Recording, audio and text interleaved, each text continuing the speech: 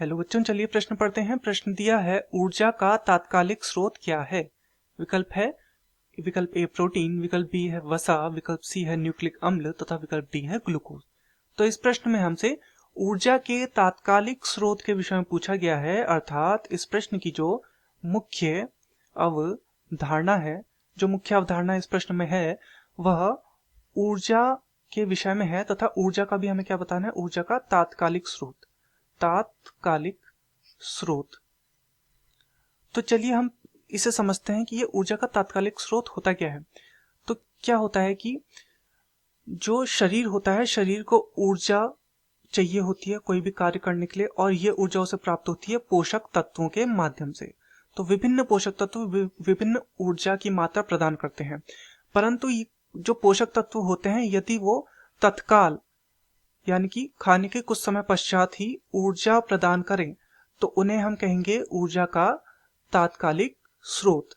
तो चलिए देखते हैं शरीर को ये जो पोषक तत्व होते हैं किस किस प्रकार से ऊर्जा प्राप्त करते हैं।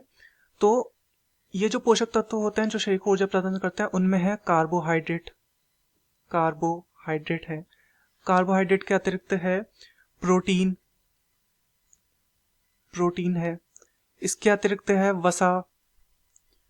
वसा के अतिरिक्त है खनिज लवण, खनिज, तथा इसके अतिरिक्त है अमीनो अम्ल। तो ये सब पोषक तत्व हमारे शरीर को आवश्यक होते हैं, अमीनो अम्ल। अब हम बात करते हैं ऊर्जा का तात्कालिक स्रोत इनमें से कौन सा है। तो ऊर्जा का जो तात्कालिक स्रोत होता है वो होता है ये कार्बोहाइड्रेट। तो ये क्या करता है, ये तत्काल ऊर्जा प्रदान करने का कार्य करता है। और विकल्पों में अगर देखें तो विकल्पों में हमें यहाँ पर दिया गया है ग्लूकोज। तो ग्लूकोज क्या है, एक प्रकार का कार्बोहाइड्रेट है। तो यानी कि ग्लूकोज तात्कालिक ऊर्जा का एक स्रोत होगा। तो चलिए विकल्पों को देखते हैं। विकल्प ए दिया है प्रोटीन। तो प्रोटीन तात्कालिक स्रोत नहीं है, हालांकि ये ऊर्जा का स्रोत है परंतु ये तत्काल ऊर्जा प्रदान नहीं करते हैं। विकल्प बी है वसा। वसा भी एक तात्कालिक स्रोत नहीं है, हालांकि ऊर्जा का स्रोत है परंतु तात्कालिक ऊर्जा नहीं। न्यूक्लिक अम्ल ये अलग है, न्यूक्लिक अम्ल का तो यहाँ पर इससे कोई संबंध नहीं है। तथा विकल्प डी है ग्लूकोज। तो ग्लूकोज जैसा हमने देखा कार्बोहाइड्रेट का ही एक रूप है। तो कार्बोहाइड्रेट जो होता है तत्काल ऊर्जा प्रदान करते हैं।